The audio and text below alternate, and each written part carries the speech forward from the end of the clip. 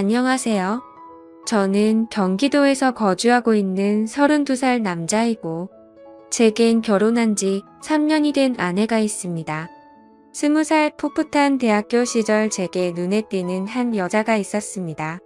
얼굴은 당연히 제 눈엔 가장 예뻤을 뿐더러 뭔가 남들과는 달리 털털한 여자였죠. 화끈한 성격으로 리더십이 있었고 평소에는 남을 배려를 잘하는 그런 성격이었습니다. 그래서 저는 그런 모습에 반해서 고백을 했고 저희는 연애를 시작하게 되었죠. 보통 조신한 느낌이 전혀 없는 와이프 성격이어서 고백을 했음에도 걱정이 됐습니다. 서로의 자존심이 부딪혀서 싸움이 잦지 않을까 생각했죠. 하지만 오히려 우리 둘의 성격은 정반대이다 보니 서로 이해를 잘해주려고 노력했었습니다. 그러다 보니 아내와 저는 7년이라는 오랜 시간 동안 교제를 해왔는데 크게 싸운 적이 5손가락 안에 꼽을 정도로 싸운 적이 별로 없었습니다. 그리고 만난 지 1년도 채 안 됐을 때 저는 군대로 가게 되었는데 그렇게 짧게 만났음에도 제 아내는 2년이라는 긴 시간 동안 한결같았습니다. 사실 저는 제가 군대에 가게 되면 대부분의 여자들이 그러듯 제 아내도 다른 남자를 만나지 않을까 생각했습니다. 왜냐하면 제 아내는 남자들 사이에서 항상 인기가 많았기 때문이죠.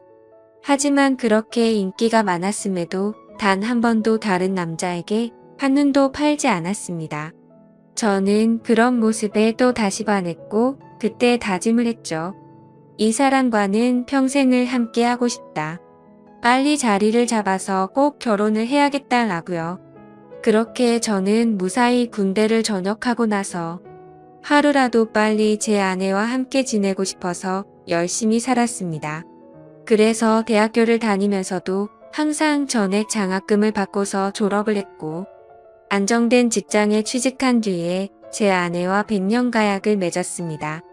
평생을 함께하고 싶었던 제 아내와 결혼을 하고 3년 동안은 누구보다도 행복하고 재미있는 결혼 생활을 이어갔습니다. 근데 갑자기 청천벽력 같은 비보가 전해졌습니다. 장인어른께서 교통사고로 인해 갑자기 세상을 떠나게 되셨다고 연락이 왔습니다. 정말 말로 할 수 없을 만큼 충격적이었죠. 항상 인꼬부부 같았던 장인어른과 장모님은 저에게 존경의 대상이셨습니다. 장인어른은 건망증이 심한 장모님이 세상을 떠날 때까지 평생 책임지실 거란 말씀을 입에 달고 사셨죠.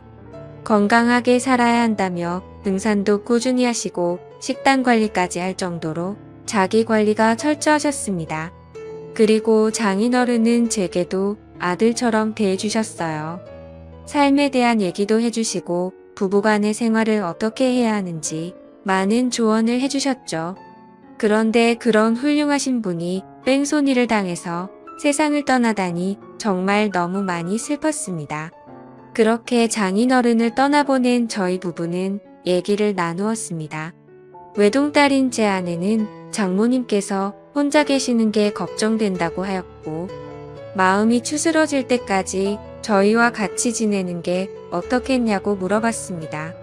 저는 평상시에 저를 아들처럼 잘 챙겨주신 장모님이셨기에 흔쾌히 그러자고 했습니다. 그렇게 장모님과 저희는 함께 지내게 되었습니다. 장모님은 제게 항상 고맙다며 맛있는 음식들을 만들어 주셨습니다. 평소 잠이 많은 아내 때문에 아침을 못 먹고 출근을 했었지만 장모님 덕분에 아침을 거르는 일이 없어지게 되었죠. 장모님은 하루 종일 일을 하려면 아침밥이 가장 중요하다고 강조하셨습니다.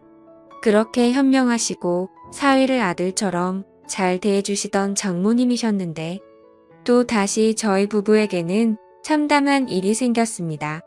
평온하게 잘 지내고 있던 저희에게 들려온 충격적인 소식은 장모님의 건망증이 점점 심해지면서부터입니다. 어느 날 제게 파출소에서 연락이 왔습니다. 그 댁에 장모님께서 지금 길을 잃어버리셔서 파출소에 와 계시다고요. 아내에게 전화했는데 받지 않아서 제게 전화를 걸었다고 하더라고요. 저는 깜짝 놀래서 그 길로 회사에서 조퇴를 하고 파출소로 달려갔죠.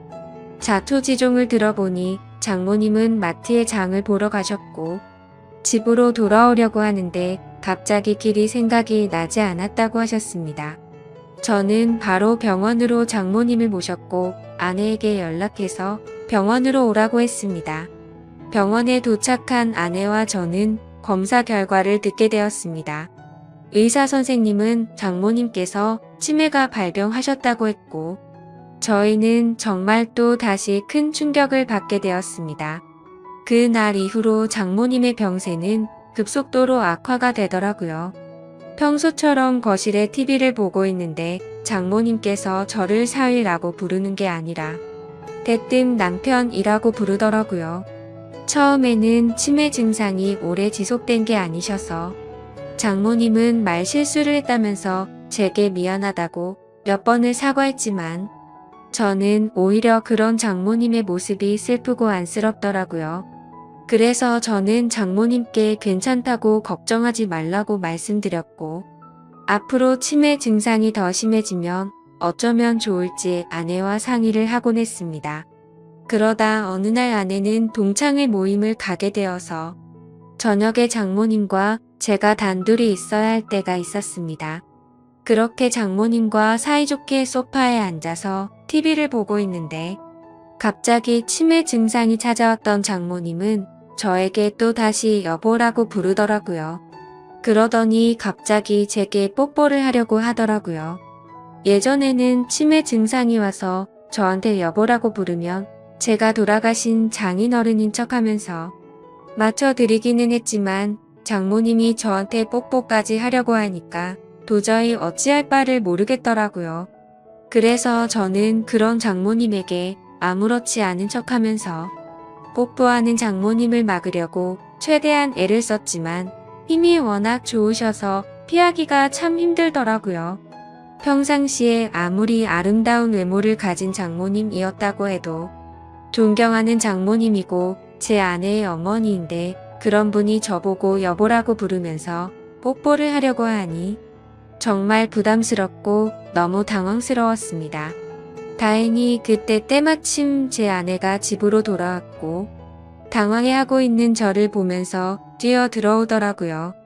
아내도 너무 놀랐는지 장모님을 떼어내며 엄마 정신 차려 징그럽게 무슨 짓이야 라고 말하는데 내심 치매로 힘들어하시는 장모님을 보고 있으니 마음이 아팠고 속상하더라고요. 평소 저를 아들처럼 생각해 주신 분인데 이제 저를 못 알아보시고 장인어른으로 착각하고 계시니 장인어른이 돌아가시고 얼마나 힘드셨으면 저렇게 하실까 생각하니 너무 마음이 아팠어요. 그 후로 한동안 치매 증상이 나타나지 않다가 아침에 일어났더니 장모님은 이제 원래의 모습이 사라지셨습니다. 정상적인 사고방식은 볼 수가 없었고 치매 증상이 계속 이어졌습니다. 이제는 저에게 우리 사위라고 말하지 않고 항상 우리 서방, 우리 여보라고 말씀하십니다.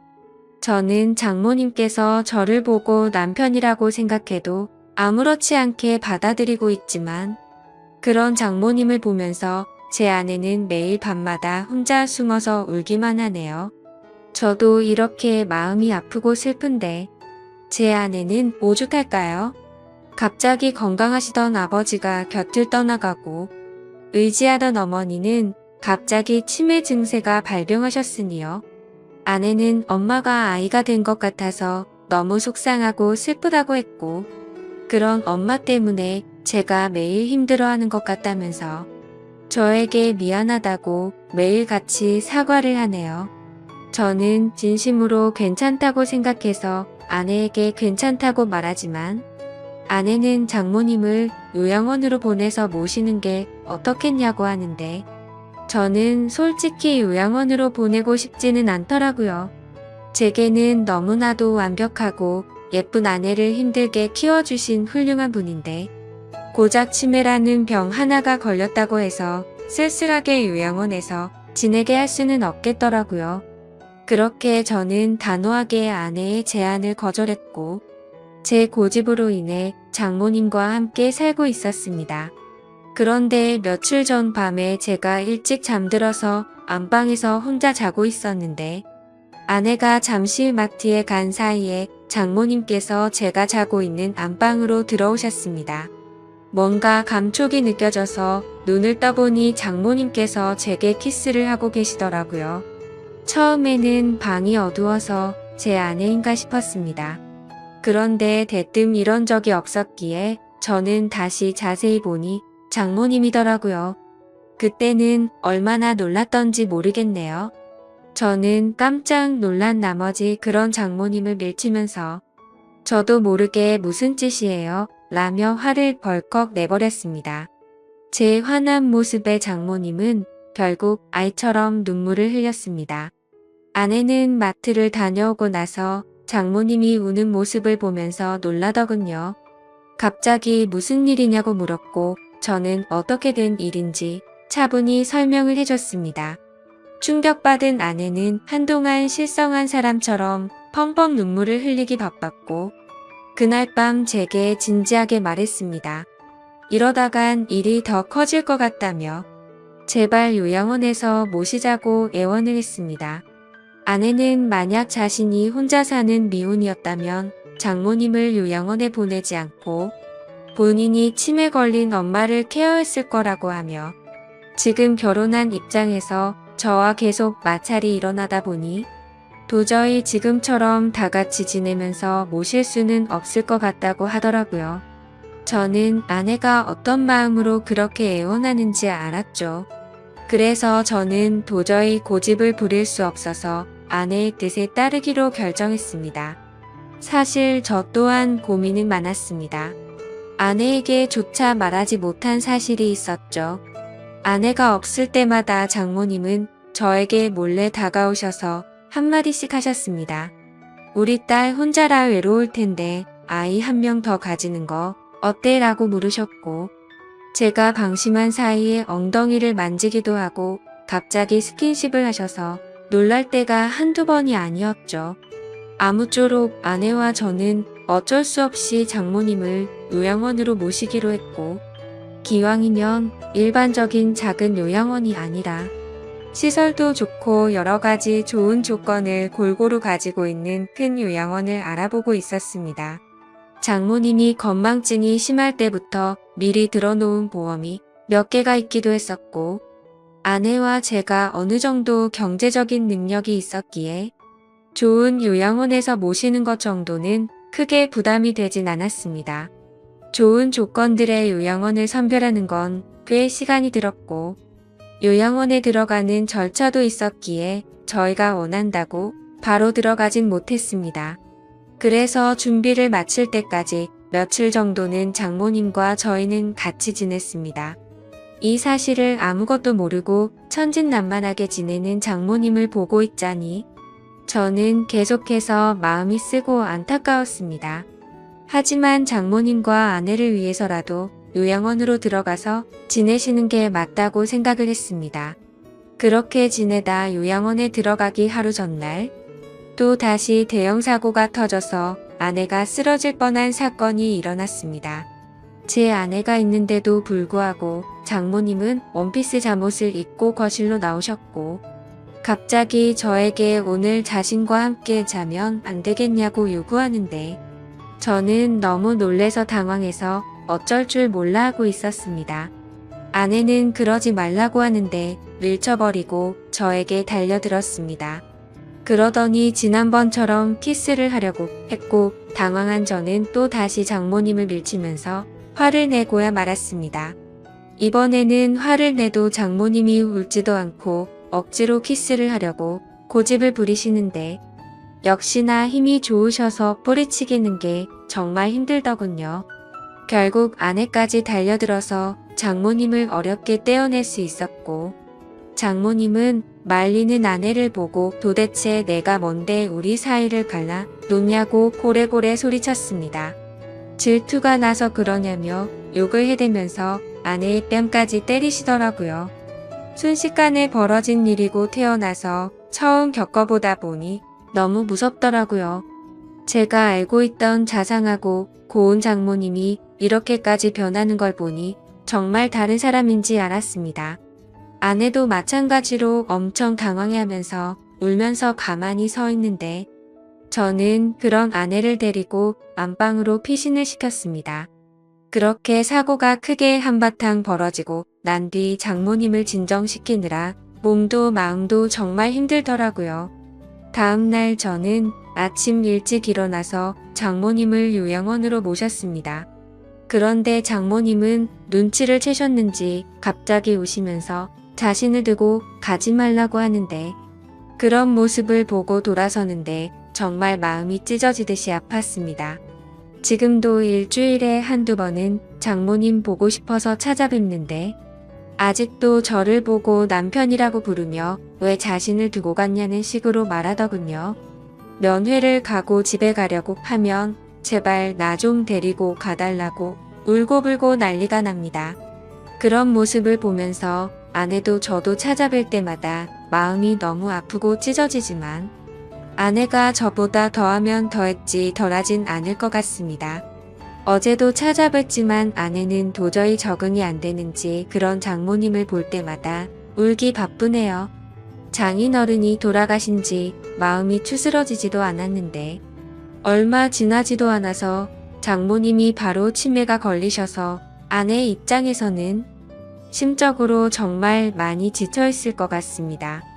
이러한 사정을 잘 알고 계신 제 어머니도 어떻게 이런 일이 벌어질 수 있냐며 연락을 드릴 때마다 제 아내를 잘 위로해주라고 항상 말씀하시네요. 참 맞는 말 같습니다. 어떻게 이런 안 좋은 일들이 한순간에 벌어질 수 있을까요? 저도 마음이 이런데 제 아내는 외동딸이라 같이 슬퍼할 형제 자매도 없어서 안쓰럽습니다. 생전에 장인어른과 장모님은 항상 금술이 좋기로 유명했다고 합니다.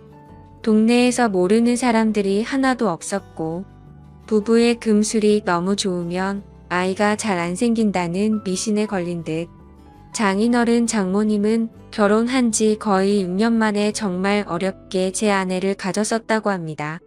심지어 지금은 아내가 튼튼하고 건강해서 아무렇지 않아 보이지만 태어났을 당시에는 건강이 좋지 않아서 엄청 걱정을 많이 했다고 하더라고요. 그렇게 어렵게 건강을 회복시키느라 고생을 하셨고 애지중지 키운 소중한 딸이었기에 평소에 제 아내와 장모님은 너무나도 사이가 각별했습니다. 그렇게 인생에서 가장 소중한 어머니가 치매에 걸리게 되니 딸의 입장인 아내는 당연히 힘들 수밖에 없다고 생각이 듭니다. 제게 직접적으로 말로 표현하진 않지만 옆에서 지켜보고 있으면 웃음도 사라졌고 넋이 나간 사람처럼 멍하니 있을 때가 많아졌습니다. 저는 사회일 뿐인데도 이 글을 적으면서 장인어른 생각과 장모님의 생각에 눈물이 나네요.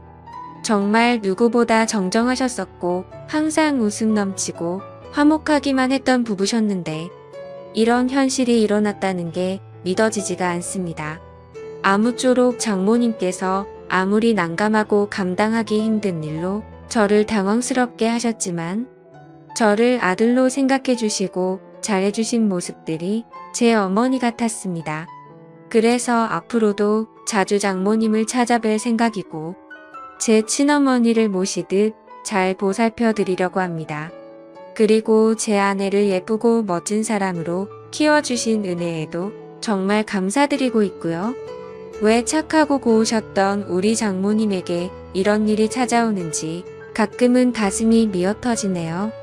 치매는 유전도 심하고 어린 나이에도 올 수 있다고 하니 제 아내에게는 결코 그런 일이 없도록 옆에서 든든히 지켜주려고 합니다.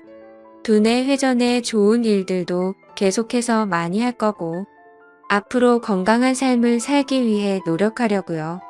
그리고 제게 좋은 말씀을 많이 남겨주신 장인어른의 마음도 본받아서 제 아내와 장모님을 지켜줄 겁니다. 살면서 많은 사람들에게 벌어지지 않는 일이겠지만 이번 일을 겪으면서 치매 증세로 인해 곁에서 고생 중인 가족분들의 노고를 잘 알게 되었습니다. 세상 모든 사람들이 치매로 인해 이런 아픔을 겪지 않았으면 좋겠네요. 감사합니다. 누군가에게 말하기가 정말 두렵지만 큰 용기를 내게 되었네요. 저는 대부분 이름만 들으면 아실 정도의 해외 기업인 대기업에서 근무 중입니다. 그리고 이제는 남남이 되어버린 헤어진 전 아내와 결혼한 지 7년 정도가 지났을 무렵이었습니다. 누군가가 들으면 흔하디 흔한 이혼 스토리라서 관심이 없을 수도 있겠지만 제게는 살아오면서 처음 겪어보는 기가 막힌 사연이기도 하고 많은 분들에게 지금 제가 처한 상황을 어떻게 해결해야 하나 여쭤보고 싶어서 이렇게 사연을 보내게 되었습니다. 일단 각설하고 결론부터 먼저 말씀을 드릴게요. 한때 제 아내였던 그 여자는 저와 평생을 함께 해오던 친한 친구와 눈이 맞게 되었고 저는 분노 반 두근거림 반으로 그 친구였던 놈의 아내와 만나고 있는 상황입니다. 한마디로 지금은 서로가 배우자를 바꿔서 생활을 하고 있는 거죠. 지금부터 어떻게 된 일인지 기막히고 말도 안 되는 제 사연에 대해서 말씀을 드리겠습니다. 아마도 지금으로부터 4개월 전쯤이었을 겁니다. 아내와 결혼한 지도 어느덧 7년이라는 시간이 되었기에 그 오랜 시간을 함께하면서 저는 아내를 많이 믿고 의지하면서 평생 동안 함께할 사람이라고 믿고 살아왔습니다. 그런데 그렇게 제 모든 걸 바쳐서 믿었던 여자가 다른 사람도 아닌 제 친구와 바람이 났더라고요. 저와 아내는 맞벌이를 하고 있었는데 지금 생각해보면 아내는 언제부턴가 잦은 회식으로 새벽이 다 되어서 들어오는 일도 많아졌었고 밖에서 저녁을 먹고 퇴근하는 일이 점점 많아지길래 살짝 이상하긴 했었습니다. 하지만 제가 워낙 성격이 사람을 잘 믿는 성격이기도 하고 그렇게 뒤통수를 맞을 줄은 전혀 예상조차 못했던 게 화근이었죠. 심지어 아내는 조금 늦게 들어오거나 밥을 먹고 들어오는 걸 제외하고는 퇴근 후에 집안일도 평상시와 다름없이 문제가 없었고 저와의 사이도 연애 시절과 다를 바 없이 저희는 다정하고 부부관계에도 별다른 이상이 전혀 없었습니다. 솔직히 지금 생각해보면 고작 그렇게 평범했다는 이유만으로 제 아내를 너무 단순하게 생각하고 많이 믿었던 제가 바보였네요. 하지만 저도 생각이란 게 있는 사람이다 보니 그런 믿음 속에서도 시간이 점점 갈수록 의심이 생겨나기 시작했습니다. 왜냐하면 날이 가면 갈수록 아내의 행동이 달라졌거든요. 처음에는 늦게 오는 문제들에 대해서도 깊게 생각하지 않았는데 아내의 수상한 행동은 날이 갈수록 심해졌습니다. 함께 TV를 보다가도 전화가 오면 갑자기 밖으로 급히 나가서 받고 온다든지 카톡이 오면 제가 못 보게 하려는 듯 약간은 몸을 돌려서 제가 못 보게 본다든지 말이죠. 그때부터는 별의별 생각을 다 했던 것 같습니다. 아내가 만약 진짜로 바람을 피고 있는 거라면 어떻게 해야 하지? 만약 진짜 그런 일이 있다면 평생을 함께 할 거라고 믿고 있었는데 앞으로 나는 어떻게 살아야 하지? 그리고 이런 생각들이 들면서부터 알 수 없는 분노 같은 감정에 심장도 두근거리고 얼굴도 빨개지더라고요. 그래서 도저히 이렇게 의심을 갖고 살아갈 수는 없다고 생각을 했고 제발 아니기를 바라는 간절한 마음으로 아내의 뒤를 몰래 캐내기 시작했습니다. 제 아내의 고집이 세고 성격이 센 사람이라 다른 사람이 보면 완벽주의자로 보는 사람도 많았지만 사실 알고 보면 꼼꼼하지 못한 구석들이 많이 있는 여자였죠. 그래서 저는 회사에 반차를 내고 아내가 없는 시간에 일찍 집에 들어와서 아내가 쓰는 노트북을 몰래 켜봤습니다.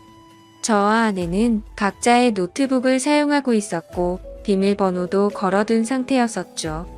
하지만 아내가 쓰는 다이어리를 뒤져보니 노트북 비밀번호가 있더라고요. 결국 아내의 노트북 비밀번호를 풀고 로그인해서 폴더도 살펴보고 인터넷도 들어가 보니 눈이 뒤집혀버리는 것 같았습니다. 정말 상상조차 못해봤을 만큼 충격적인 것들이 한두 개가 아니었던 거죠. 인터넷을 사용했던 인터넷 기록을 보고 찾아가 봤더니 바람을 피울 때 걸리지 않는 방법 이런 걸 검색해 봤던 흔적이 있었고, 여행을 갔다 오려고 펜션을 알아보는 둥 정말 머리가 어질어질해지더라고요. 그리고 아내가 하고 있던 SNS에 들어가 보니 자동으로 로그인 설정이 되어 있더라고요. 들어가서 사진첩을 눌러봤더니 비공개로 설정되어 있는 사진이 있었는데, 어떤 남자와 다정하게 포옹을 하고 있는 사진들과 입맞춤을 하고 있는 사진 등 누가 봐도 연인 사이라고 볼 수밖에 없는 사진들이 한가득 있더군요. 근데 더 충격적인 게 뭐겠습니까? 앞서 말씀드렸듯이 아내와 부둥켜 안고 있는 그 남자란 인간의 사진을 보니 바로 제 친구였었던 놈의 사진이었던 거죠. 제 인생에 있어서 가장 가까웠던 두 사람이 진심을 다해서 믿어왔던 그것들이 인간이라면 어떻게 이럴 수가 있는 건가 싶었습니다. 정말 믿는 도끼에 발등 찍힌다는 게 이런 심정이겠구나 싶었죠. 진심으로 하늘이 무너져 내리는 기분이 들었고, 그동안 제 아내와 연애했던 날들과 결혼해서 지낸 모든 날들이 정말 소중했는데, 그 모든 시간들이 너무 허무하게 무너지는 듯한 기분이 들었습니다. 그때부터 1시간 동안 정신 나간 사람처럼 가만히 누워있는데, 너무 충격을 받아서 그런지 천장이 빙빙 도는 듯한 기분이 들더군요. 하지만 이렇게 넋을 놓고 있다가는 아내가 퇴근하고 들어올 시간이란 생각에 정신을 번쩍 차렸습니다.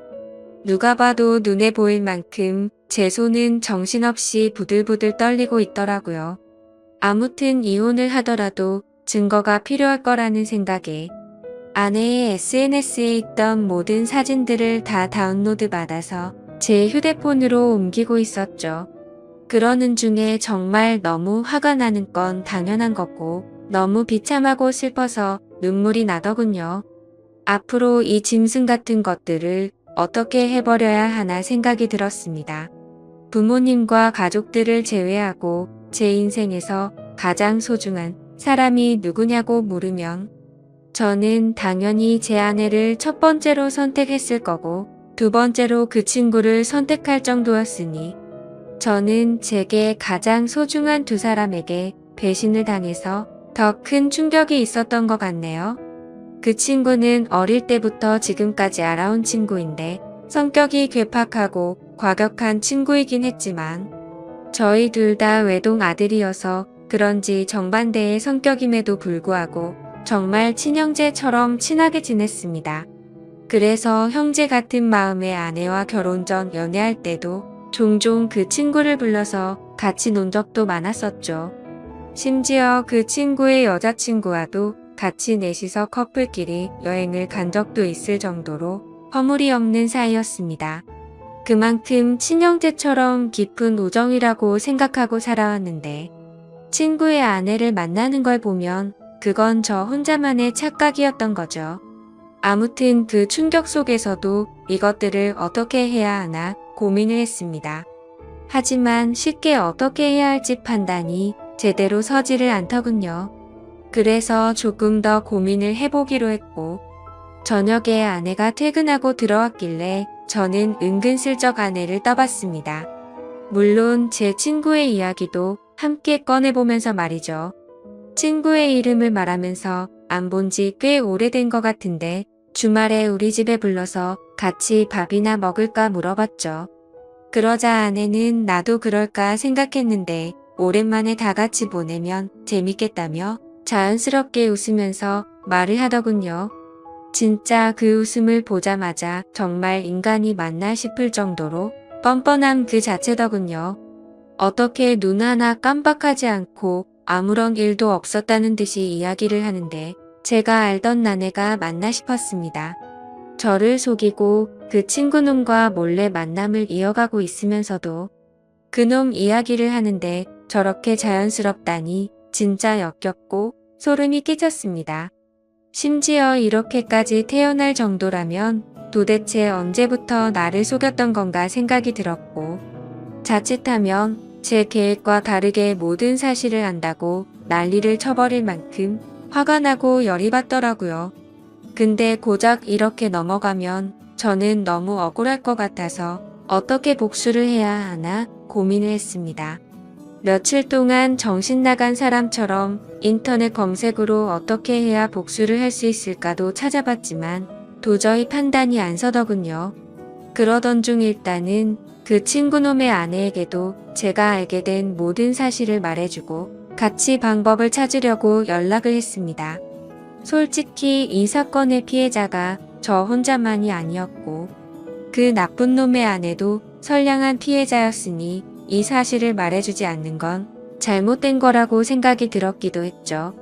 그놈의 아내도 결혼하기 전에 연애하던 시절부터 봐왔으니까 오랫동안 알고 지낸 사이였습니다. 아무튼 위에도 말했다시피 지금은 저와 만나고 있는 여자니 그녀라고 해야겠죠. 솔직히 말해서 그녀는 처음 봤을 때부터 미모며 성격이며 어떻게 보면 제 전아내보다도 더 끌렸던 여자였습니다. 아내는 고집 세고 이기적인 반면 이 여자는 수줍음이 많고 항상 조용조용한 성격의 다른 사람들을 먼저 배려해주는 모습이 정말 인상 깊었고 참 여성스럽구나 생각이 들었죠. 하지만 그에 반해 제 전아내는 성격이 세고 털털한 성격이라 남들을 챙기기보단 알아서 하겠지 이런 스타일이었죠. 한마디로 제 전아내의 스타일을 말하자면 여장부 같은 그런 느낌이었습니다. 아무튼 여리고 착했던 그녀였기에 처음 이 모든 사실들을 말해주려고 만났을 때도 차마 쉽게 입이 떨어지지가 않더라고요. 하지만 저도 그렇고 그녀도 마찬가지로 이렇게 바보같이 뒤에서 당하고 있을 수는 없었기에 저는 용기를 내서 말을 해주었습니다.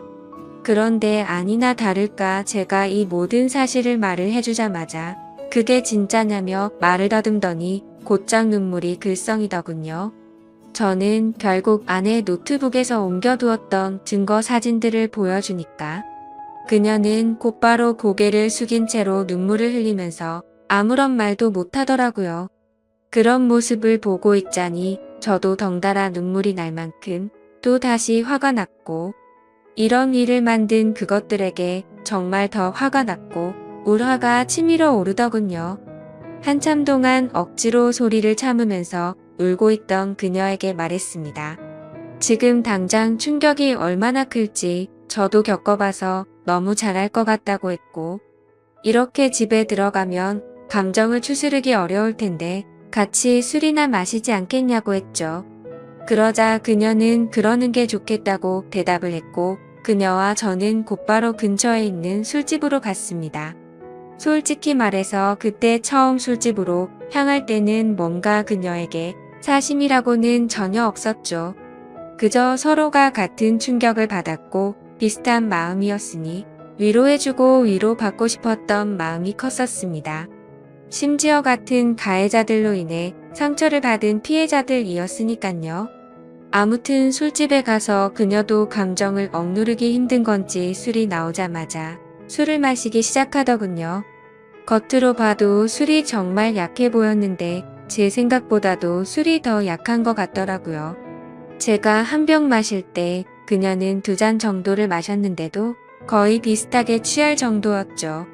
그렇게 술을 마시다가 그녀가 입을 열었습니다. 무슨 이야기를 하는지 들어보니 사실 저보다도 먼저 이 사실을 알게 되었다고 하더라고요. 그 친구놈도 평소의 행동이 달라졌고 평소에 그녀에게 대하는 태도가 너무 많이 달라졌다고 합니다.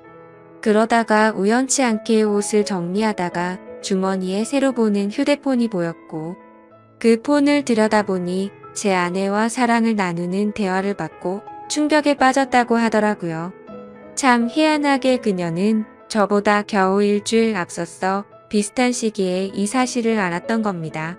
그래서 저는 왜 이 사실을 진작 내게 말하지 않았냐고 물었고 그녀도 저처럼 어떻게 해야 하나 고민을 하고 있었고 도저히 이 사실이 감당이 되지 않아서 제정신이 아니었다고 말하더군요. 그런데 그러던 중에 갑자기 제게서 연락이 와서 뭔가 느낌이 왔고 제가 증거 사진들을 보여주자 참았던 분노가 울컥해서 눈물이 났다고 했습니다.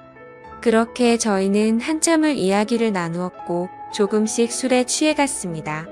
그러다 저는 담배를 한 대 피려고 밖에 나갔다 들어오는데 저희가 앉아있던 테이블에서 그녀는 또 고개를 숙인 채로 울고 있더라고요. 멀리서 그 모습을 보고 있으니 너무 애잔한 마음도 들었고 저렇게 예쁜 여자를 두고 제 아내 같은 여자와 바람을 폈던 그놈이 도무지 이해가 가지 않았습니다. 아무튼 그녀가 가여워 보여서인지 술에 취해서인지 저도 모르게 그녀 옆으로 나란히 앉게 되었고 울고 있는 그녀의 어깨를 토닥여주며 금방 괜찮아질 거고 더 좋은 사람 만날 거라고 위로해 주었죠. 그렇게 그 상태로 그녀와 저는 나란히 옆으로 앉아서 계속해서 술을 더 마셨고 옆에서 그녀를 바라보는데 심장이 두근거리더니 점점 더 그녀의 모습에 빠져들고 말았습니다. 누군가 본다면 그저 복수하려고 그놈의 아내를 꼬시려고 했나 싶기도 하겠지만 그건 절대 아니었습니다. 제 아내였던 그 사람과는 성격이 맞지 않아서 지긋지긋하게 싸웠는데 그녀는 외모도 예쁠 뿐더러 전혀 다른 여성스러운 성격의 이야기도 잘 통해서 저도 모르게 마음이 빠지고 말았던 거죠. 그녀도 제 마음을 알았는지 옆에 앉았을 때도 어깨를 토닥여줄 때도 실은 내색은 보이지 않다고 생각을 했습니다. 그래서 저도 술 기운의 용기를 내서 처음에는 어깨를 토닥여 주다가 손을 잡았는데 그녀도 가만히 있더라고요. 그렇게 술자리를 끝마치고 그 자리에서 일어나서 그녀를 집까지 데려다 줬습니다. 그리고 그녀에게 솔직한 제 마음을 말했죠. 복수심에 그런 게 아니라 또 만나고 싶다고 말이죠. 혹시 내일 시간 괜찮은지 물어봤더니 그녀도 수줍게 괜찮다고 하더라고요. 그날 이후로 며칠 동안 더 만나면서 그녀와 저는 서로 법적으로 유부남 유부녀였기에 말로 하지는 않았지만 서로에게 관심이 있구나라는 마음을 가질 수가 있었죠. 뭔가 기분이 참 묘하더라고요. 하지만 며칠 동안 만나면서 더욱 확신하게 되었지만 잠깐의 충동적인 실수나 복수하려는 단순한 생각에 그런 건 절대 아니었고 그녀도 제 생각과 마찬가지였다고 말하더군요. 그래서 앞으로 어떻게 할지 물어보니 아무리 생각해도 복수니 뭐니 미련도 없고 이혼만이 답일 것 같다고 하더라고요. 저 또한 더 이상은 그 인간 같지도 않은 짐승들한테 조금의 미련도 없었기에 저도 이혼할 거라고 했죠. 그리고 그날 저녁 집으로 가서 아내를 불렀습니다. 아내는 아무것도 모른 채로 갑자기 왜 심각한 척 하냐면서 장난을 치고 있더군요. 저는 아내에게 내 친구와 있었던 모든 사실을 다 알았다고 털어놓았고 이제 더 이상은 같이 살 수가 없을 것 같으니 일 크게 벌리지 말고 이혼하자고 말했습니다. 그러자 뻔뻔하게 더 큰 소리 치면서 강하게 나올 것 같았던 아내는 제 예상과는 다른 태도를 보이더군요. 그렇게 고집세고 이기적이던 여자가 제가 이혼하자고 말하니까 갑자기 펑펑 울면서 자신이 정신이 나갔었다고 말하면서 두 번 다시 이런 일 없을 테니 제발 한 번만 용서해달라고 사과를 하면서 빌더라고요. 부부 사이로 지낼 때 진작 저런 모습을 보여줬더라면 쉽고 갑작스러운 그 모습에 기가 차더군요.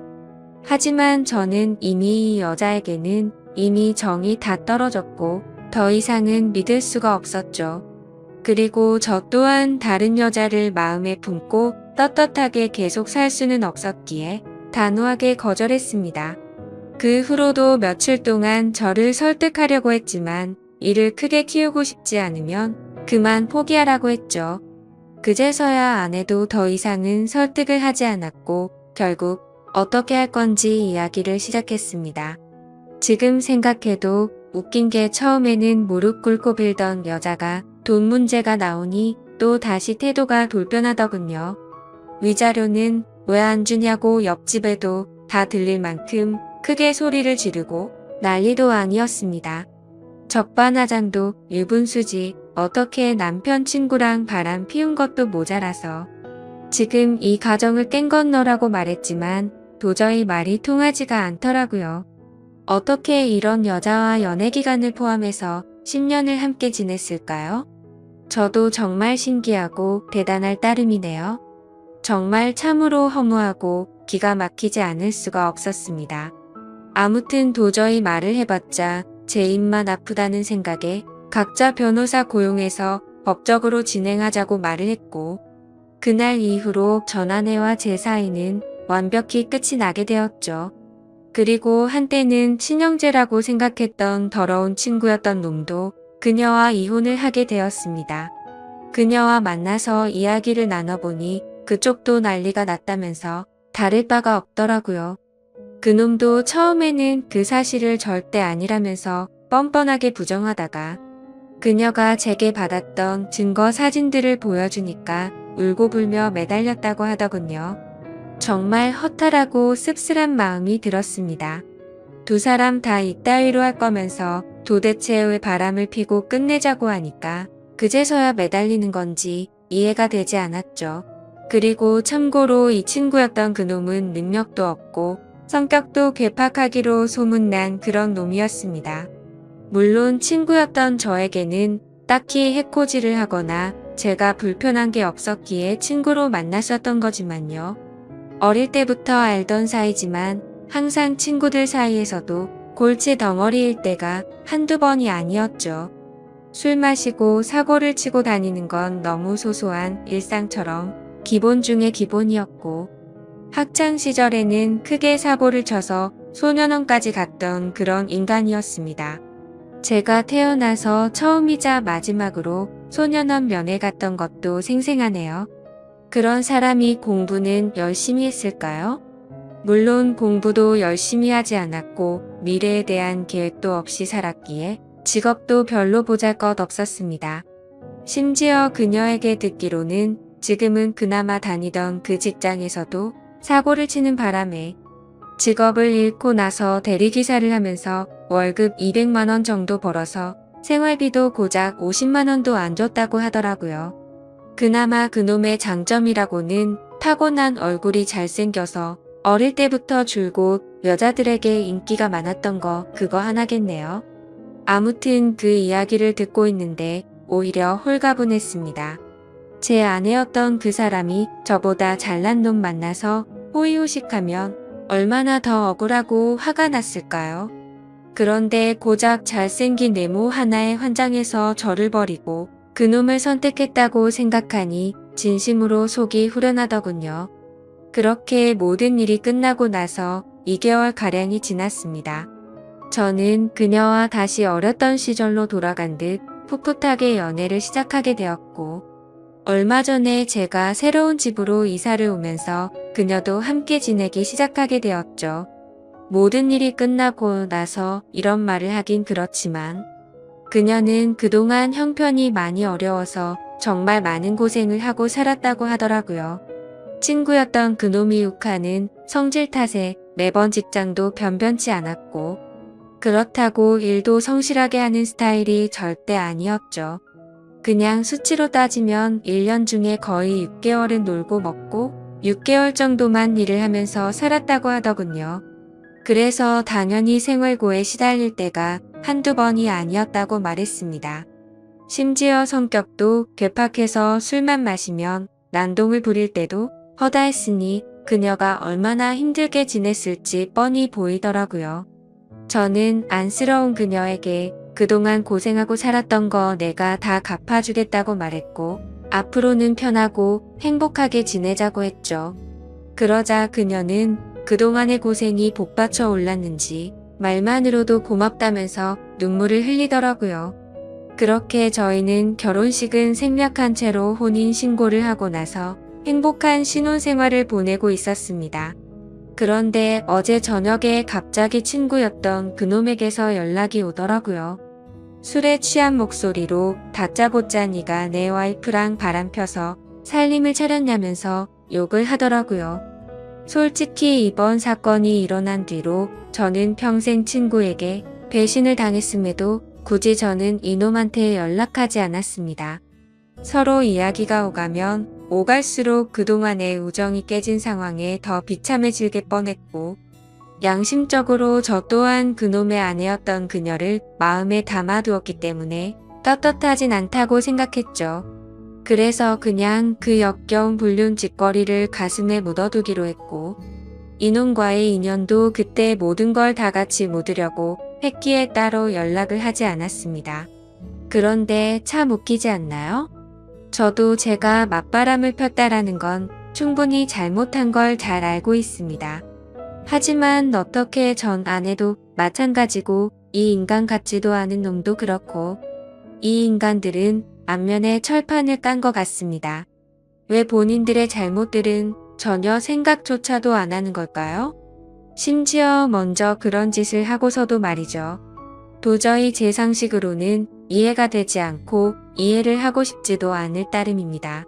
아무튼 제가 그녀와 혼인신고를 하고 같이 지내는 걸 어떻게 알았는지 알고 보니 제가 이놈 말고도 친한 친구가 한 명 더 있는데 그 친구는 지금까지 있었던 일에 대해서 모든 걸 다 알고 있습니다.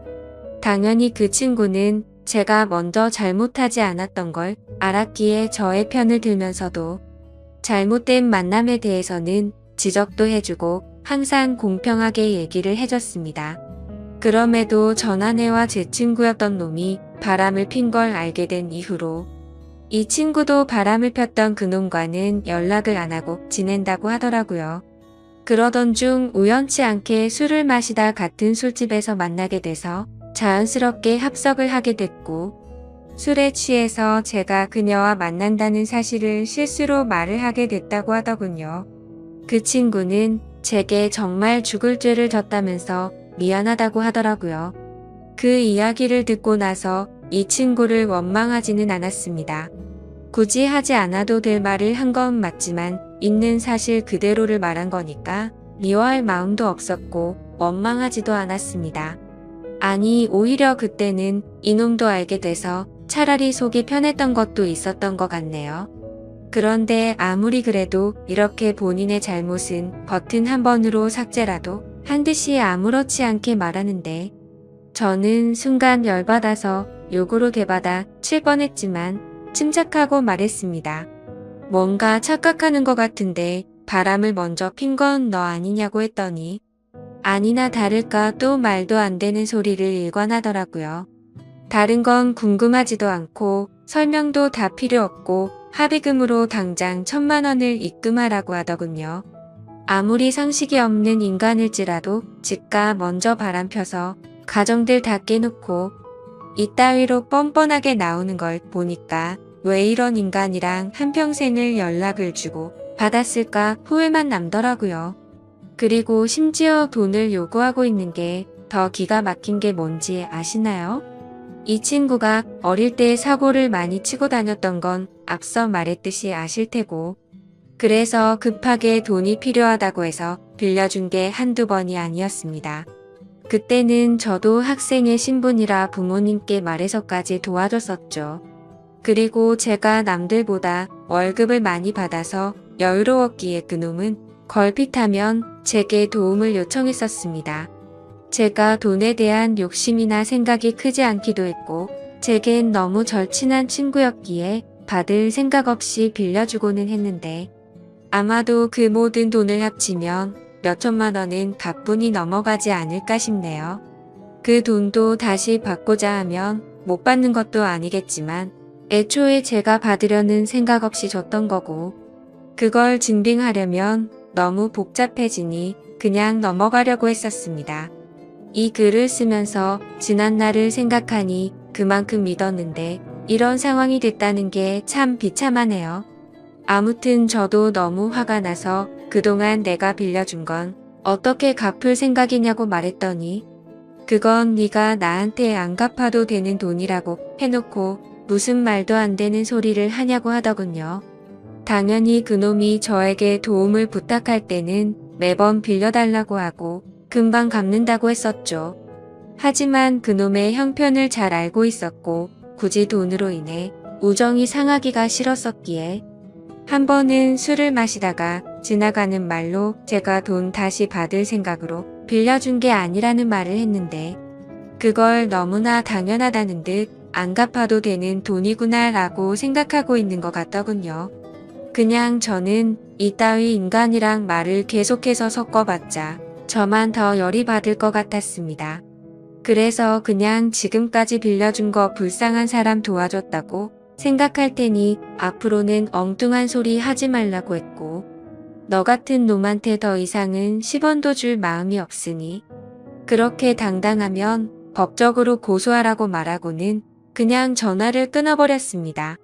그러자 부재중만 수십 통이 쌓일 정도로 계속해서 전화를 해대는데 이런 모습만 봐도 이 인간 같지도 않은 놈이 어떤 인간인지 대충이나마 짐작이 가실 거라 생각합니다.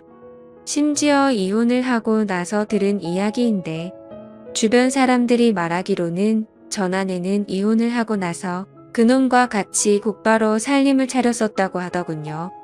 처음에는 곧바로 결혼하고 평생 같이 지낼 것처럼 굴더니 결국에는 1개월도 못 버티고 전아내가 몰래 도망을 갔다고 하더라고요. 제가 알던 그 고집 세고 이기적이던 여자가 어떻게 그럴 수가 있나 싶어서 의아할 정도였죠. 그만큼 그놈의 괴팍한 성격이 너무나 심각했던 겁니다. 그러니 그 여장부 같은 여자가 두 손 두 발 다 들고 도망갔겠지 싶더군요. 그런데 그런 생각을 하고 있으니 그런 인간을 그동안 버텨냈던 지금의 제 아내가 너무 안쓰럽고 측은해 보이더라고요.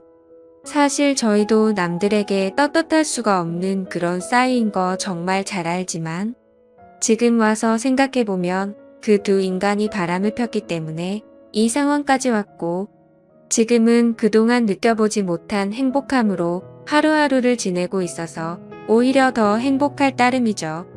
그녀도 처음에 봤을 때는 웃는 모습을 보기 어려웠는데 지금은 미소가 늘어나기 시작했고요. 지금 이 글을 쓰는 나중에도 그 못된 놈에게서 문자가 계속 오네요. 오늘까지 입금하지 않으면 바로 고소하겠다고 하는데 참 배운 게 없어서 그런 건지 자신이 떼를 쓰고 협박하면 법이 본인 마음대로 움직이는지 아는 것 같네요. 아무튼 그녀에게도 연락이 올 것 같아서 그녀의 폰으로는 이미 번호 차단을 해둔 상태이고 이미 법적으로 이혼한 관계고 전혀 신경 쓸 거 없으니 절대 겁먹지 말라고 말해줬습니다. 하지만 그녀는 그동안 이놈을 겪어왔기에 너무 걱정되는지 손이 다 떨리더라고요. 제가 이 사연을 적은 이유도 사실 이놈의 행동이 걱정이 되어서기도 합니다.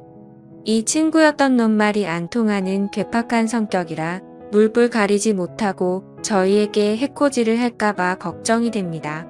그리고 어제 통화로 너네 그따위로 행복하게 살게 놔둘 것 같냐면서 협박까지 하더라고요.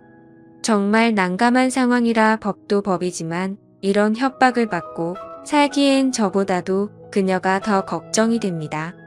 그래서 그냥 1000만 원을 입금해줘버릴까 생각도 들고 있고요.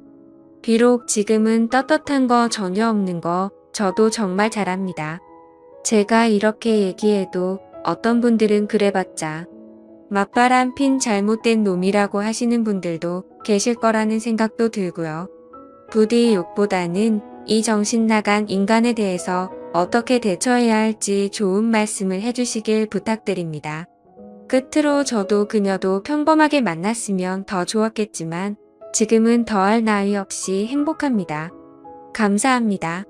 저는 결혼한 지는 5년 정도 된 30대 중반의 남성입니다.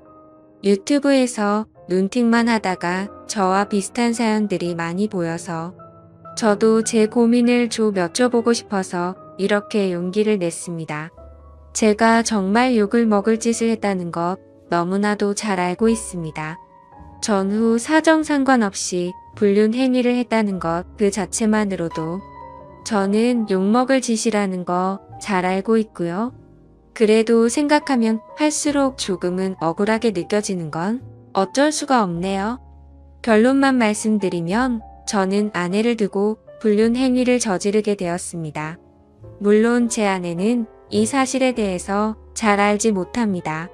제가 조언을 얻고자 하는 부분은 평생 이 사실을 묻어두는 게 좋을지 아니면 다른 방법을 선택하는 게 나을지 많은 분들께 여쭤보고 싶습니다.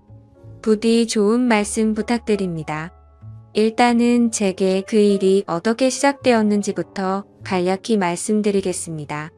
평소와 다름없이 지내고 있는데 제 아내는 갑자기 친정에 내려갈 일이 있다고 했습니다.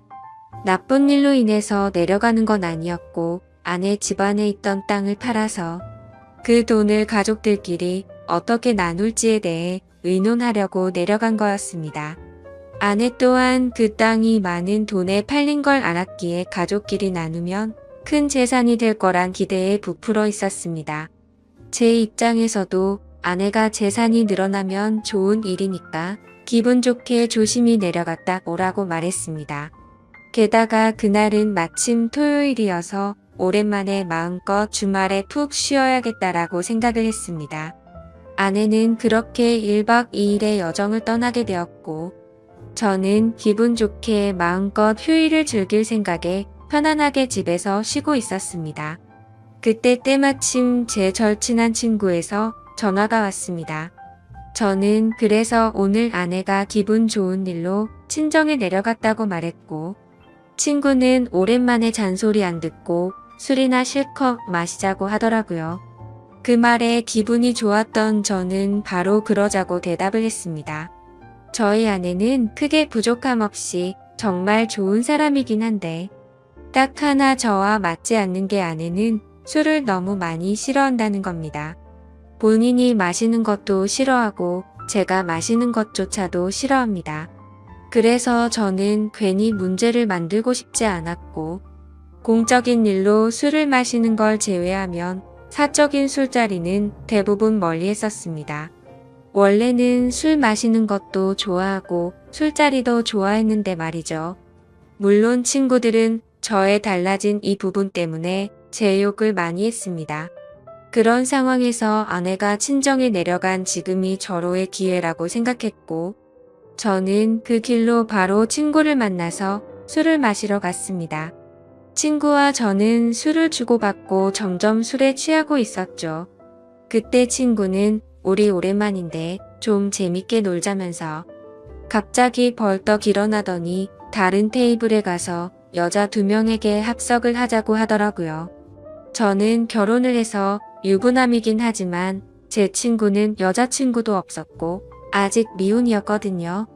그래서 많이 급했는지 상당히 적극적으로 여자분들에게 어필을 해서 결국 합석을 하기로 했다고 사인을 보내더군요.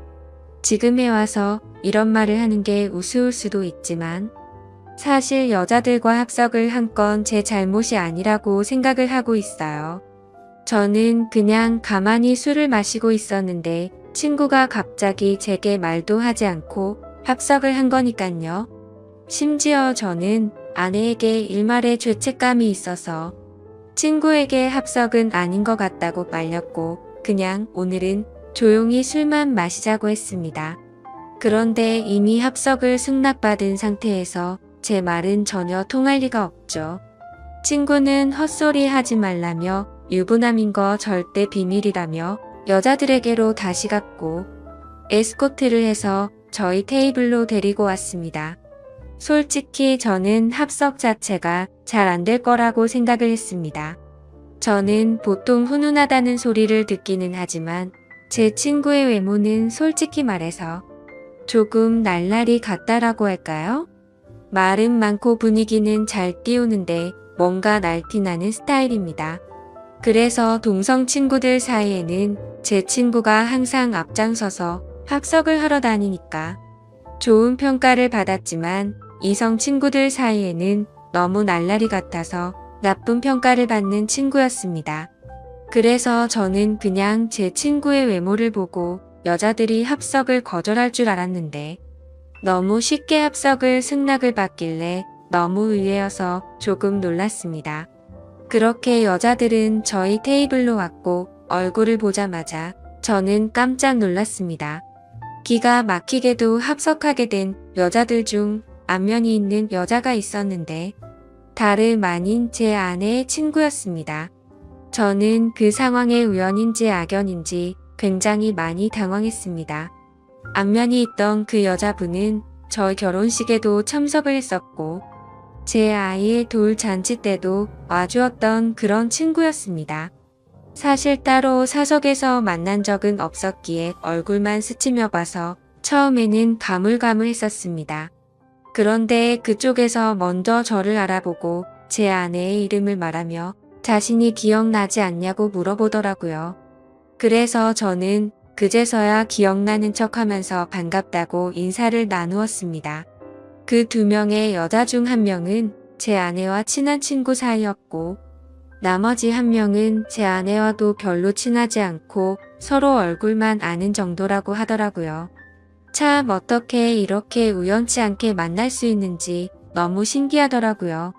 아내가 우연치 않게 갑자기 친정을 내려가게 되어서 거의 1년 만에 친구를 만나 술을 마시게 되었고 그 술자리에서 친구가 헌팅을 해온 여자 2명이 하필이면 제 아내의 친구였으니 저는 이미 친구랑 소주 각 2병을 마신 상태여서 술이 조금 취한 상태였음에도 술이 확 깨고 긴장이 되더라고요. 이미 아내 몰래 술을 마시러 나온 것도 모자라 유부남인 제가 여자들이랑 합석을 하고 놀고 다닌 걸 알면 분명 엄청나게 싸울 게 불보듯 뻔했으니깐요. 차마 그 자리에서 아내에게 비밀로 해달라는 말은 자존심이 상해서 하진 못하고 그냥 최대한 제 행동을 조심해서 술자리를 가졌는데 그 여자분도 딱히 그거에 대한 언급은 하지 않더라고요. 저는 그렇게 최대한 말도 삼가고 술만 홀짝홀짝 마시면서 하하허 웃기만 했죠. 그렇게 한참 동안 술을 마시다 다들 술에 취했고 제 친구는 제 아내와 별로 친하지 않은 여성과 눈이 맞았는지 자기들끼리 한 잔 더 하러 간다면서 먼저 자리에서 일어나더라고요. 그날 이후로 친구는 지금도 그 여성과 사귀지는 않지만 썸 관계를 유지하고 있다고 했습니다. 아무튼 그렇게 그 2사람은 갑자기 술자리에서 사라졌고 저는 제 아내의 절친한 친구와 단둘이서 술집에 남아있게 되었습니다. 제 친구가 분위기를 띄우고 웃고 놀다가 갑자기 빠지게 되니까 술자리는 갑자기 정적이 흐르면서 저랑 아내 친구는 갑작스러운 상황에 너무 뻘쭘해지더군요. 그래서 저는 그 자리가 좀 많이 불편했고 아내 친구도 불편해서 금방 일어날 거라고 생각했습니다. 하지만 제가 먼저 일어나자고 하면 괜히 빈정상하게 될 것 같기도 했고 그렇게 되면 오늘 있었던 일을 아내에게 말하지 않을까 싶어서 그냥 가만히 있었죠. 아무튼 그렇게 둘이서 조용히 술잔을 주고받다가 점점 더 술에 취했고 금방 끝날 줄 알았던 술자리는 생각보다 너무 길어졌습니다. 그렇게 아내 친구는 술이 더 취하더니 말이 많아졌고 저와 둘이서 이런저런 이야기를 많이 나누게 되었습니다. 한참을 서로 주거니 받거니 하면서 술을 마셔대다가 아내 친구는 화장실을 다녀온다고 나갔습니다. 그런데 화장실을 다녀오더니 갑자기 제 옆으로 와서 앉더라고요. 그러더니 너무 술 취한 것 같다면서 제게 약간씩의 터치를 하면서 계속 술을 마시더군요. 솔직히 그런 상황이 별로 싫지는 않았습니다. 제 아내 친구 누가 봐도 눈에 확 뜰 만큼 얼굴도 예쁘고 몸매도 완벽했거든요.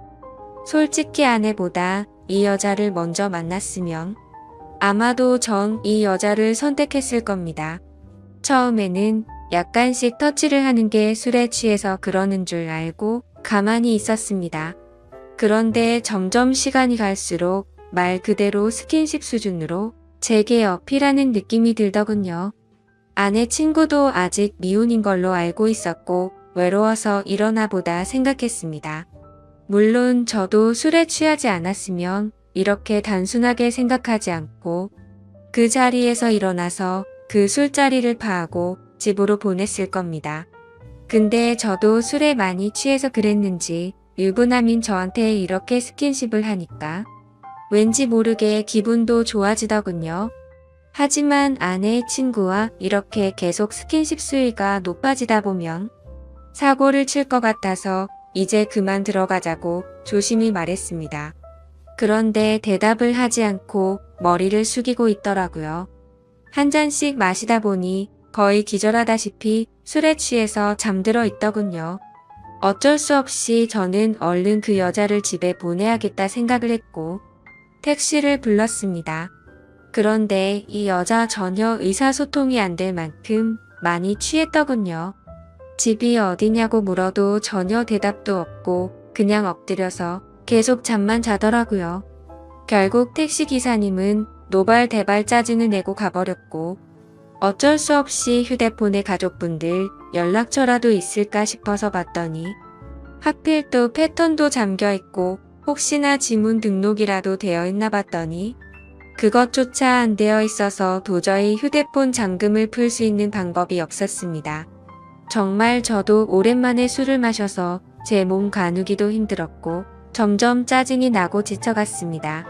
그렇다고 밤 날씨가 추운 요즘 날씨의 길에서 자다 잘못되면 어떡하나란 걱정도 들고 그 늦은 시간에 유흥가의 나쁜 놈들에게 해코지를 당할 수도 있을 텐데 라는 생각에 차마 술에 취한 여자를 혼자 내버려 두고 갈 수는 없었습니다. 결국 저는 어쩔 수 없이 숙박업소에 데려다만 주고 집에 가야겠다 라고 생각을 했고 택시를 다시 불렀습니다. 택시를 잡아서 저는 근처에 있는 숙박업소로 가달라고 했고 제 카드로 숙박비 결제를 했습니다. 그 여자를 부축해서 방으로 올라가 침대에 눕혔습니다. 그렇게 그 여자를 침대에 눕혀두고서 저는 화장실이 급해서 잠시 화장실로 갔다가 나왔습니다. 그런데 그 여자는 침대에 앉아서 고개를 숙이고 있더라고요. 깜짝 놀래서 먼저 가볼 테니 피곤할 텐데 좀 쉬라고 했고 문 밖을 나서려고 신발을 신으려고 하고 있었습니다. 그런데 인사불성이 될 정도로 취했던 여자가 술 취한 목소리로 여긴 어디냐며 저에게 물어보더군요. 그래서 저는 그 여자분의 집을 알 방법도 없고 도저히 일어나질 않아서 너무 난감했고 이 추운 날씨에 밖에 혼자 있으면 해코지라도 당할까봐 걱정이 돼서 여기로 데려다 줬다고 했습니다. 그러고서 저는 무슨 짓 하려고 한 건 아니고 지금 집에 가려고 했다고 설명했는데 이미 술에 만취해서 정신이 나간 그 여자는 숙박업소로 지금 나를 데려왔냐면서 여기서 나에게 무슨 짓을 하고 도망가냐고 말하더군요. 저는 요즘에 너무 성추행으로 고소당하는 상황들을 많이 봐왔기에 진짜 농담이 아니라 겁이 나더라고요. 유부남이 여자를 숙박업소에 데려다주고 계산까지 제 카드로 했으니 자칫하다간 징역 가는 거 아닌가 싶었습니다. 도저히 그런 상황은 상상하기조차 끔찍하더군요. 그래서 그 여자분에게 설명을 제대로 하기 위해서 신던 신발을 벗고 침대로 다가가서 차분하게 얘기를 하려고 하는데 갑자기 그 여자는 저를 확 끌어당기더라고요. 저는 갑자기 벌어진 상황에 그대로 침대로 넘어졌고 깜짝 놀라서 일어나려고 하는데 그 여자가 제 목덜미를 꽉 붙잡고서 놔주지를 않았습니다. 저는 약간의 힘을 줘서 손을 풀려고 하는데 그 여자는 너무 힘을 꽉 줘서 풀기가 어렵더라고요. 제가 힘을 세게 주면 당연히 풀 수는 있었죠. 하지만 힘을 너무 세게 줘서 부딪히다가 멍이 들거나 다쳐서 나중에 더 큰 일이 일어날까봐 최대한 조심해서 풀려고 했습니다. 심지어 저도 그날 친구랑 각 2병 가까이 마셨고 여자분들이 와서도 각 2병 이상씩 마신 것 같으니까 사실 4병 정도를 무리하게 마셔서 이미 제 정신 상태도 말이 아니었었죠. 오죽했으면 방에 들어오자마자 피곤해서 그냥 바로 뻗어서 잠이나 자고 싶더라고요. 아무튼 한창 잘 마실 때 제 주량은 4병 정도는 됐지만 너무 오랜만에 마시는 바람에 정말 제대로 된 판단을 하기가 어려웠습니다. 저는 다그치지 않고 조심스럽게 안겨있는 채로 술 좀 깨보시라고 왜 이러냐고 말했습니다. 그래서 손을 살짝 풀길래 놓아주려나 보다 하는데 갑자기 제게 달려들더군요. 거기서 저는 이미 정신의 끈을 놓고 말았습니다. 아마도 정신이 온전했으면 거부하고 그 길로 나갔을 텐데 술도 취했고 그 여자는 너무 예쁘고 매력적이어서 사랑에 빠지고 말았습니다. 그렇게 저는 그곳에서 잠이 들고 말았죠. 다음 날 아침 저는 눈을 떠서 옷을 입으려고 하니 그 여자도 잠이 깨버리더군요. 다른 이성과 만나는 것도 큰 일인데 제 아내의 친한 친구와 이런 일이 생기다 보니 정말 어떤 말을 먼저 꺼내야 할지 또 어떻게 해야 할지 머리가 복잡하고 미칠 것 같더라고요. 근데 갑자기 그 여자는 술이 다 깼는지 쿨하게 말했습니다. 둘 다 어린 나이도 아닌데 아내에게는 비밀로 하자고 했고 솔직히 자신은 어제 술에 취해서 실수가 있긴 했지만 사실은 완전히 실수는 아니었다고 하더군요. 저에게 호감은 있었던 상태였고 술을 마시다 보니 조금씩 관심이 생겼다고 했습니다. 그러면서 우리 계속 만나는 거 어떻냐고 했고 자기는 비밀로 만나면 괜찮을 것 같은데 하면서 제 의견을 묻더라고요. 저도 솔직히 그렇게 어디 하나 빠지지 않는 여자가 되시를 하니 도덕적으로 정말 잘못된 거 너무 잘 알지만 고민이 많이 되더라고요. 그리고 어젯밤 그렇게 같이 밤을 보내고 나서 도도하게 거절하면 무슨 보복을 할지 몰라서 걱정도 되기도 했고요. 그래서 저도 호감이 가서 그러고 싶긴 한데 조금만 더 생각을 갖자고 했습니다. 하지만 그녀는 충분히 생각하라면서 말과 행동이 다르게 갑자기 저를 끌어안았습니다. 생각은 복잡한데 제 행동은 그렇지가 않더라고요. 저희는 그렇게 결코 술에 취해서가 아니라 명백하게 또 다시 만남을 갖고 말았습니다. 그렇게 저는 무슨 마법에 걸린 것 마냥 아내에게 너무 미안하지만 아내 생각이 전혀 나지가 않더라고요. 아내의 친구와 그렇게 연인처럼 저녁까지 함께 시간을 보내고 집으로 돌아왔습니다. 아내는 예정대로 저녁이 다 되어서야 집에 도착하더군요. 저는 집에 들어와서 아내의 얼굴을 보는 순간 내가 무슨 일을 저질렀나 싶고 너무 미안한 마음이 들었습니다. 가슴속으로 계속해서 조마조마하고 미안한 마음에 어찌할 바를 몰랐습니다. 아내가 들어오자 저는 아무렇지도 않은 척 태연하게 조심히 잘 다녀왔냐고 했고 아내는 이틀 동안 별일 없었냐고 묻더군요. 저는 너무 찔려서 움찔했지만 태연한 척 집에서 푹 쉬고 있었다고 거짓말을 했습니다. 그렇게 그날 밤 저의 잘못된 짓들은 무사히 넘어갔고 그 일이 일어난 지도 벌써 한 달이라는 시간이 훌쩍 지나버렸습니다. 지금까지도 아내는 그때의 일에 대해서 전혀 아는 바가 없습니다. 아내 친구와는 그날 이후로 한 달 동안 5번 정도를 더 만났고요. 예상하시다시피 연인처럼 지내고 있고 사실상 저희는 바람을 피우고 있는 상황인 거죠. 정말 잘못한 것도 알고 있고 반성하고 있습니다. 제가 욕먹을 것 뻔히 알면서도 이 글을 쓰는 이유조차도 아내에게 미안한 마음과 도저히 이런 식으로 계속 만나는 건 도저히 아닌 것 같아서 이제는 이 만남을 정리해야겠다고 생각해서입니다.